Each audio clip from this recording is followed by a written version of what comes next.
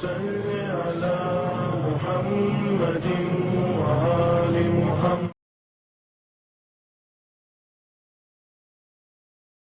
السلام علیکم ورحمۃ اللہ وبرکاتہ. پروردگار عالم سے استدعا ہے کہ جہاں بھی رہیں خوش رہیں، آباد رہیں، شاد رہیں. پروردگار عالم اپنے حفظ و امان میں رکھے.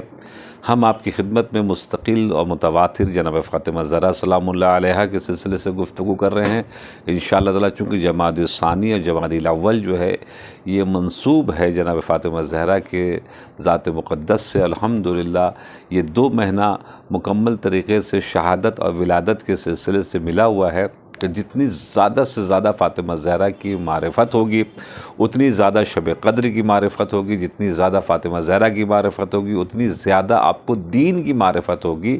چونکہ اس لیے کہ فاطمہ زہرا سلام اللہ علیہا کے لیے رسول اللہ نے فرمایا فاطمہ میرا ٹکڑا ہے. اگر آپ نے ٹکڑے کو پہچان لیا تو آپ رسول کو پہچان سکتے ہیں، رسول کو پہچان لیں گے تو آپ اللہ کو پہچان سکتے ہیں. تو جب اگر آپ نے فاطمہ زہرا کو نہیں پہچانا تو پھر رسول کو نہیں پہچان سکتے، اور پھر جب رسول کو نہیں پہچانا تو پھر اللہ کو کیا پہچانیں گے. مثال کے طور پر پرندے ہیں، ایک ظاہری طور کے اوپر اگر پرندے سے پوچھا جائے تو وہ کہیں گے ہمیں نہیں پتہ. مگر اگر انسان بھی کہے کہ ہمیں نہیں پتہ تو پھر جانور اور انسان میں فرق کیا رہا. اللہ نے عقل دیا ہے، اشرف المخلوقات بنایا ہے، تو فریضہ بنتا ہے کہ ہم اور آپ ضرور ان ہستیوں کے سلسلے معلومات کریں. مثال کے طور کے اوپر جو فٹ بال کا شوقین ہوتا ہے وہ تمام پلیئرز کے سلسلے میں جو مثال کے طور کے اس کے فیورٹ ہوتے ہیں اس کے سلسلے میں خاص کر کے وہ کہاں پیدا ہوئے کہاں پیدا ہوئے. اسی طریقے سے بہت سے لوگ جو ہے بالی ووڈ ہالی ووڈ وغیرہ کی طرف بھی جاتے ہیں. اس کو بھی جناب والا کچھ ان کے ایسے ہوتے ہیں کہ جن کو بہت وہ زیادہ چاہتے ہیں مانتے ہیں. ان کے سلسلے میں مکمل طریقے سے ان کو معلومات ہوتی ہے کہاں پیدا ہوئے، کہاں پرورش پائی، کہاں پڑھے، کیسے پڑھے، اور کیا کیا انہوں نے کے مصائب ہوئے، کیا کیا فضائل ہوئے، وہ اے سے لے کے زیڈ تک جناب والا بتا دیتے ہیں. تو اب ذرا سوچئے جن سے ہمارا صرف ایک شوق ہے، جو ایک ہماری بس لگن ہے اور اس کے علاوہ اور کچھ بھی نہیں ہے، تو ان کے سلسلے میں ہمیں اتنی معلومات ہو، اور جن کے سلسلے میں ہمیں دنیا اور آخرت مکمل طریقے سے انہی سے وابستہ ہے، اور ان کے سلسلے میں ہماری معرفت کم اگر ہو تو یہ ہمارے لیے بہت بڑے نقصان کا معاملہ ہے، بہت بڑے نقصان کا سودا ہے. جناب فاطمہ زہرا کا کوئی نقصان نہیں ہوتا ہے، نقصان ہمارا اور آپ کا ہو جاتا ہے اگر ان کی معرفت میں کوئی کمی کی یا ان کو پہچاننے میں کوئی دوری کی. دوستو آج ہماری تھوڑی سی گفتگو شارٹ کٹ اپنے بچوں کے لیے باغ فدق کے سلسلے سے میں بیان کرنا چاہتا ہوں اس مختصر سے وقت میں، تاکہ ہمارے بچوں کے ذہن میں آ جائے. باغ فدق تقریباً سمجھ لیجئے کہ مکے اور مدینے کے بیچ میں ایک جگہ جو خیبر کے نام سے ہے. وہ خیبر آپ ذرا سوچئے اگر کوئی جنگل میں کوئی محل بنائے ہیں تو آپ کیا بولیں گے، پاگل ہو، دیوانے ہو، تم کو بنانا ہے تو محل میں شہر کے درمیان میں بناؤ، شہر کے بیچ میں بناؤ یا شہر کے سائڈ میں بناؤ، نہ کہ جا کے جنگل میں جناب محل بنائیں گے. تو وہاں رہے گا کون، وہاں رہنے کی وجہ کیا ہے. اب ان یہودیوں کی دشمنی دیکھیں جو آج بھی وہ ان کی شکل دنیا والوں کو پہلی مرتبہ پوری دنیا والوں کو سمجھ میں آیا کہ جو ہٹلر نے یہ بات کہی تھی کہ ہم 5% چھوڑ رہے ہیں تاکہ تم دنیا والوں سمجھ لینا کہ یہ یہودی کس قوم کا نام ہے، کتنی خطرناک چیز کا نام ہے. اگر یہ ہم 95% نہیں ختم کرتے تو یہ کیا دنیا میں آفت مچاتے، جب یہ 5% کے جناب والا حساب کتاب اتنا خطرناک ہے جو اس وقت وہ نہ کسی قانون کو مانتا ہے، نہ کسی یونائٹڈ نیشن کو مانتا ہے، نہ ورلڈ کوڈ کو مانتا ہے، نہ ہیومن رائٹس کو مانتا ہے، کسی کو نہیں مانتا. وہ صرف زبان زور سمجھتا ہے بس. اور اس کے ساتھ دینے کے لیے یہود و نصارہ ہمیشہ قرآن مجید نے کہا یہ ایک ہو جاتے ہیں، اور یہ ایک ہو گئے. تو خدمت میں آپ کے عرض کریں کہ اس وقت بہت ضروری ہے کہ ہم دین کو سمجھیں اور دشمنی کو سمجھیں. تو ان یہودیوں نے خیبر کہاں بنایا؟ خیبر کا قلعہ آج بھی آپ نیٹ پہ جا کے سرچ کریں گے تو آپ کو ملے گا. خیبر کا قلعہ اس وقت بھی موجود ہے، جو باقیات الصالحات ہیں کس کے؟ یہودیوں کے. دوستو وہ کیوں بنایا قلعہ؟ وہ قلعہ اس لیے بنایا چونکہ ان کو پتہ چل گیا تھا کہ ایک نبی ہیں جو آخر الزماں ہیں، سید الانبیاء ہیں، اور ان کی آمد جو ہے وہ مکے میں ہوگی یا مدینے میں ہوگی. لہٰذا ابھی پیدائش سے پہلے ہی ان لوگوں نے دشمنی اور نفرت کا معاملہ گرم کر دیا، اور ان لوگوں نے اپنا ہیڈ کوارٹر جنگلوں میں بنایا۔ ذرا سوچئے، دشمن مکمل طریقے سے اپنے کام میں، دشمنی میں مکمل طریقے سے ملوث ہے اور آگے جا رہا ہے اور کام کر رہا ہے، اور دوست جو ہیں وہ اتنے غفلت میں ہیں۔ ایک رپورٹر نے بڑی اچھی بات کہی ہے، اس نے کہا کہ ابھی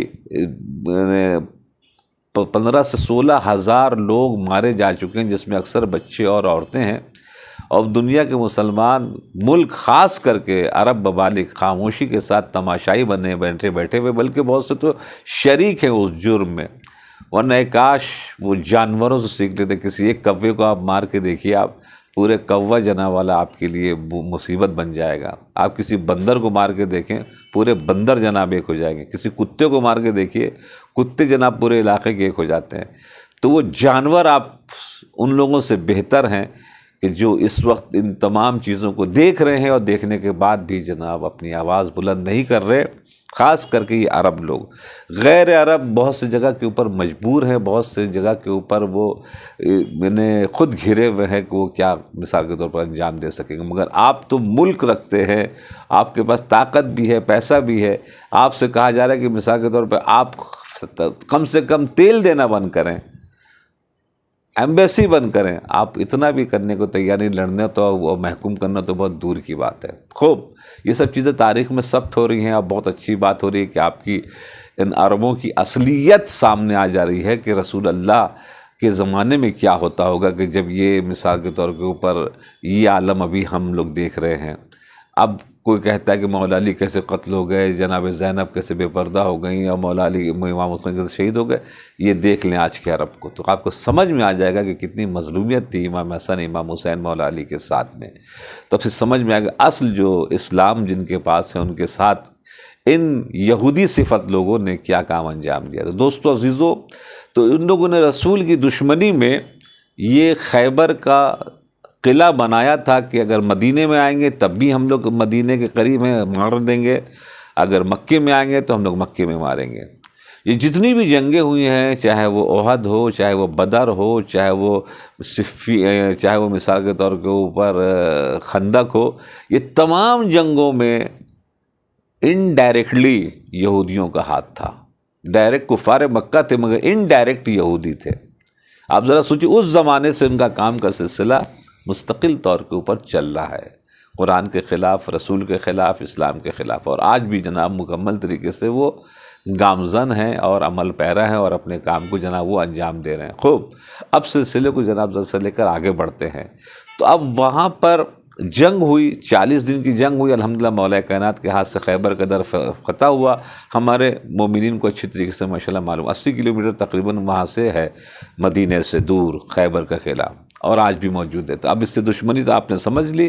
اب ایک حصہ جو تھا خیبر کے بغل میں، بہت بڑا حصہ تھا جہاں یہودی رہا کرتے تھے، جب وہ ہار گئے تو ان لوگوں نے نیگوشیٹ کیا رسول اللہ کے ساتھ، اور کہا کہ یا رسول اللہ، ہم آپ سے لڑائی نہیں کرنا چاہتے، آپ کے مذہب پر بھی نہیں آنا چاہتے ہیں، ہم سے کچھ مال لے لیجئے، اور ہم لوگ آپس میں، آپ اپنے دین پر رہیے، ہم اپنے دین پر رہیے۔ رسول اللہ نے قبول کیا، اور انہوں نے فدق کا بہت بڑا علاقہ، کہ جو وہاں سے لے کے مصر تک کا تقریباً تھا، اور اس میں 4000 درخت تھے، اور سینکڑوں اس میں نہریں تھیں۔ عراق میں آج بھی نہریں بہت ہیں، اور عربوں کے بہت سے مقامات کے اوپر بھی ہیں، جس میں سے خود فدق کا وہ مقام ہے۔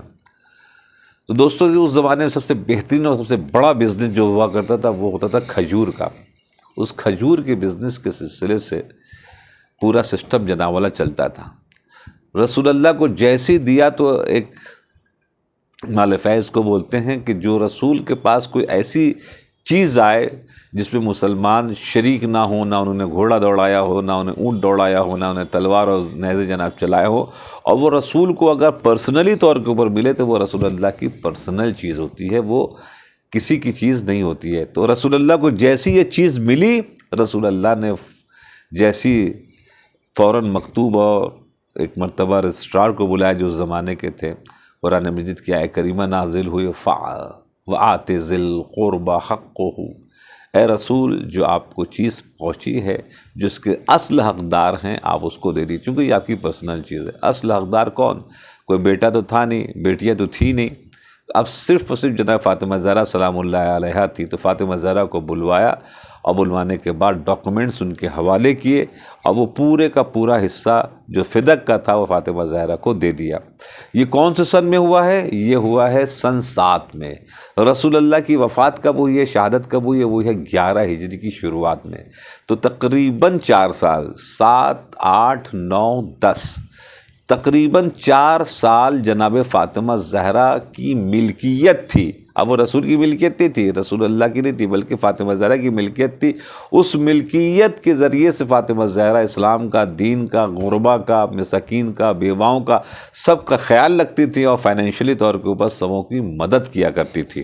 دوستو پھر کیا ہوا یہ کہ خلیفہ صاحب نے جیسے ہی خلافت مولا کائنات کے ہاتھ سے چھینی، دوسرا کام جناب فائنینشلی طور کے اوپر توڑنے کے لیے، یعنی کہ دشمن بھی ایک کام کرتا ہے، ہمارے دوست بھی بہت سے اس ٹائپ کا کام کرتے ہیں، دشمنی جیسی ہوتی ہے فوراً جناب ان کا بزنس خراب کر دیتے ہیں، ان کا بزنس کا کانٹیکٹ خراب کر دیتے ہیں، وغیرہ وغیرہ بہت طریقے سے آپ حضرات سننے کو آپ کو ملتا ہوگا کہ کس کس طریقے سے لوگ حملہ کرتے ہیں اپنے دشمنوں کے لیے، آج بھی یہاں پر موجود ہوتے ہیں۔ تو خدمت میں آپ کیس کریں کہ ایک مرتبہ وہ 400 جو نوکر تھے جناب فاطمہ زہرا کے جو اس میں کام کرتے تھے، سب کو باہر نکال دیا خلیفہ صاحب نے۔ جیسی جناب فاطمہ زہرا کو پتہ چلا کہ اس انداز سے ہوا ہے تو فاطمہ زہرا سلام اللہ علیہا اب امتحان دیکھیں کتنا بڑا ہے۔ کبھی فاطمہ زہرا نے کوئی بھی چیز کا کبھی سوال نہیں کیا ہے، کچھ نہیں۔ مولا کائنات نے بھی بہت جب گزارش کی تو انار مانگا تھا، وہ انار کا پورا واقعہ موجود ہے آپ کے۔ انار ایک ہی درخت پہ تھا، ایک ہی عدد تھا، لے کے چلے، فقیر نے مانگا، آدھا مانگا، پھر آدھا دیا، پھر پورا مانگ لیا، خالی ہاتھ واپس آئے۔ فاطمہ زہرا نے پہلی مرتبہ جو ہے ایک خواہش کی تھی، اس کو بھی پورا کرنے سے قاصر رہے میرے مولا، مگر جیسی گھر پہنچے دیکھا جنت کا پورا طبق اناروں سے بھرا ہوا گھر پر پہنچ چکا ہے۔ آپ اللہ کے ساتھ بزنس تو کریں، پروردگار اتنا دے گا کہ آپ سوچ بھی نہیں سکتے ہیں۔ خوب دوستو عزیزو، پھر اس کے بعد کیا ہوا؟ اس کے بعد ایک مرتبہ جناب فاطمہ زہرا سلام اللہ علیہا نے ایک عملی طور کے اوپر جو آج تک کبھی کسی سے مانگا نہیں، کچھ لیا نہیں، فاطمہ زہرا خاتون جنت ہے، وہ بھیک دے دیتی ہے اپنے بچوں کی، مگر فاطمہ زہرا نے اپنے عمل سے، چونکہ ان کے عملی سے دین بنتا ہے، رکوع کرنا سے قرآن نے کہا ہے کہ رکوع کرو، کر کے نہیں دکھایا، سجدہ کرنا کہا ہے، سجدہ کر کے، سجدہ کیسے کیا جائے گا، رکوع کیسے کیا جائے گا، روزہ کیسے رکھا جائے گا، محمد والے محمد نے جناب کر کے بتایا کہ اسلام کیسے چلا۔ پریکٹیکل آف دین کا نام اہل بیت کا پریکٹیکل جو ہے وہی ہے اصل دین۔ قرآن تھیوری ہے اور اہل البیت جو ہیں وہ پریکٹیکل ہے۔ ایک مرتبہ لے کر چلے جناب فاطمہ زہرا نے اپنے ساتھ مولا علی کو لیا، ام سلمہ کو لیا، امام حسن امام حسین کو لیا اور لے کے جناب والا چلے، اور آنے کے بعد ایک مرتبہ دربار میں اس حالت پر جس وقت ان کی پستی ٹوٹ چکی ہے، 3 گھنٹے تک سلسلہ اور خطبہ فدقیہ، بہت امپورٹنٹ خطبہ ہے۔ اس کو اے کاش اگر ہمارے بچے یاد کریں، کمپٹیشن کروائیں، جو یاد کرے گا مثال کے طور پر اس کو انعامات سے نوازا جائے گا، جیسا بھی انعام آپ دے سکتے ہو، اچھے سے اچھا، بڑے سے بڑا انعام۔ یہ بہت بڑا کام ہوگا اپنے بچوں کے لیے، اپنے علاقوں کے لیے، کہ باغ فدق کے سلسلے میں جو خطبہ دیا ہے فدقیہ، جس کی راوی خود جناب زینب سلام اللہ علیہا ہیں۔ دوستو عزیزو، یہ خطبہ یاد کروائیں اپنے بچوں کو۔ اب ایک مرتبہ جیسے پوچھا کہ آپ نے ہمارے نوکروں کو کیوں نکالا، تو کہا کہ چونکہ وہ آپ کا مال ہی نہیں تھا، جو رسول اللہ کی حدیث ہے کہ ہم انبیاء میراث نہیں چھوڑتے، جو چھوڑتے ہیں وہ صدقہ ہوتا ہے۔ تو ایک مرتبہ کہا یہ روایت آپ کہاں سے لے کر آئے؟ کہا رسول اللہ نے کان میں میرے کہہ دیا تھا، میراث مجھ کو ملنی ہے، رسول اللہ مجھ کو بتاتے، مجھ کو نہیں بتا کہ آپ کو بتا کے گئے کان میں۔ اس کے ثبوت کیا ہے؟ تب وہ جناب خلیفہ دوم بھی سامنے آ گئے کہ ثبوت میں ہوں، اور ابو ہریرہ بھی سامنے آ گیا کہ میں ہوں۔ اور ایک مرتبہ فاطمہ زہرا سلام اللہ علیہا نے اس حدیث کے مقابل میں نحن معاشر الانبیاء لا نورث، کہ یہ جو حدیث ابو بکر نے پڑھی ہے، اس کی حدیث کے مقابل میں 7 آیت کریمہ جناب فاطمہ زہرا سلام اللہ علیہا نے ایک کے بعد دوسرا، دوسرے کے بعد تیسرا، تیسرے کے بعد چوتھا، کہ انبیاء کی میراث ہوتی ہے ورثہ سلیمان داؤدا، جناب داؤد کے جو میراث جناب سلیمان کو ملی وغیرہ وغیرہ، وہ آیت پڑھتی چلی گئی۔ تو جب آیت پڑھتی چلی گئی تو ایک مرتبہ خلیفہ جو تھے وہ پریشان ہو گئے، آپ قرآن کی اتنی آیت کیوں پڑھ رہی ہے؟ تو ایک مرتبہ کہا کہ میرے بابا نے حدیث لکھنا چاہی تھی، تو ایک مرتبہ آپ نے قلم و دعوات نہیں دیا آپ لوگوں نے، اور کہا تھا کہ میرے لیے قرآن کافی ہے، تو آپ نے اس جگہ پر حدیث کو چھوڑا۔ آج میں قرآن کی آیت پڑھ رہی ہوں تو آپ کو قرآن کی آیت نہیں سننی ہے، تو آپ نے وہاں حدیث چھوڑی، یہاں قرآن چھوڑا، آپ کے پاس بچا کیا ہے؟ اور ایک مرتبہ دوستو مرحلہ یہاں تک پہنچا کہ آپ کے پاس ثبوت کیا ہے؟ اب جناب فاطمہ زہرا سلام اللہ علیہ ثبوت مولا علی کو پیش کر رہی ہیں، امام حسن کو پیش کر رہی ہیں، امام حسین کو۔ یہ کون لوگ ہیں؟ یہ وہ لوگ ہیں انما یرید اللہ لیذھب عنکم الرجس اہل البیت ویطہرکم تطہیرا، یہ صاحبان تطہیر ہیں جن کی طہارت کی گواہی اللہ نے دی ہے، اور ان کی گواہیوں کو جناب رد کر دیا گیا، اور فاطمہ زہرا کو باغ فدق وہ نہیں دیا گیا، تاکہ اگر آج باغ فدق دے دیں گے تو کل پھر خلافت دینی پڑے گی، تو نہ ہمیں خلافت دینا ہے اور نہ باغ فدق دینا ہے، تاکہ فائنینشلی طور کے اوپر فاطمہ زہرا کو اہل بیت کو کمزور کیا جائے، تاکہ ہمارے مقابل میں کھڑے نہ ہو جائے۔ یہ ہوا ہے اوائل اس رسول کے انتقال کے بعد اہل بیت کے ساتھ۔ یہ ہمارے بچوں کو معلوم ہونا بہت ضروری ہے، تاکہ ایک مرتبہ پتہ تو چلے کہ غاصب کون ہے اور کس نے غصب کیا ہے، اور فاطمہ زہرا سلام اللہ علیہ کا یہ باغ فدق جو تھا اس کی تاریخ چھوٹی سی کیا ہے، یہ بچوں کو جناب اب جاننا بہت ضروری ہے۔ آج اگر اس کو نہیں جانیں گے تو پھر سمجھ لیجئے کہ یہ جو اس وقت فلسطین میں جو یہودی کر رہے ہیں یہ کتنے ظالم تھے، کتنے ظالم تھے۔ ان لوگوں نے آج تک پیچھا نہیں چھوڑا رسول اللہ کا، تو اس وقت کہاں سے جناب پیچھے چھوڑے؟ تو اپنے افراد کو خرید کے رکھا تھا کہ مدینہ کے اندر میں بھی، اور یہودی اس وقت بھی آل محمد کو ستا رہے تھے اور آج بھی ستا رہے ہیں۔ جیسے کہ مثال کے طور کے اوپر ابھی تحقیق ہوئی ہے، ابھی آپ دیکھیے، آپ اتنا بڑا اسلام کے اوپر حملہ ہو رہا ہے، بیت المقدس قبلہ اول ہے، نہ داعش کی طرف سے کوئی آواز ہے جو اسلام کے بانی بنے، نہ بوکو حرام کی طرف سے کوئی آواز ہے جو اسلام کے داعی بن رہے تھے، نہ طالبان کی طرف سے کوئی آواز ہے، نہ القاعدہ کی طرف سے کوئی آواز ہے، اور نہ یہ جھنگوی فنگوی سب جو انہوں نے بنا کے رکھا ہے، کسی کی طرف سے کوئی آواز نہیں۔ اس کا مطلب کیا ہوا؟ یہ تمام جتنے بھی ادارے بنے ہوئے تھے سب کے سب یہودیوں کی طرف سے بنے ہوئے تھے، اور یہودی خرچ دے رہے تھے، اور اسلام کو ختم کرنے کے لیے، خراب کرنے کے لیے، اسلام کے نام کو، اسلام ٹیررسٹ مذہب کا نام ہے، یہ دنیا کو ثابت کرنے کے لیے، اندر سے توڑنے کے لیے ان لوگوں نے یہ اس جنگ میں جناب سب سامنے آیا کہ عرب حقیقت میں کیا ہے، یہ تمام گروپ جو اسلام کے نام سے مجاہدین اور سب جو بنے تھے کون ہے، اور آج لڑ رہا ہے کون، یہ بھی سمجھ میں آ گیا کہ اصل اسلام کس کے پاس ہے۔ الحمدللہ الحق یعلو ولا یعلی علیہ، حق بلند ہوگا، اس کو بلند ہونے کی ضرورت نہیں ہے۔ تو پیغام جمعہ میں اس دفعہ اپنے بچوں کے لیے خاص کر کے یہودی کے دشمن کو دشمنی کا سلسلہ معلوم کرنے کے لیے یہ بیان کیا گیا، اس کو سمجھنا بہت ضروری تھا ہمارے بچوں کو۔ اپنا بہت خیال رکھیے گا، دعاؤں میں یاد رکھیے۔ والسلام علیکم ورحمۃ اللہ وبرکاتہ۔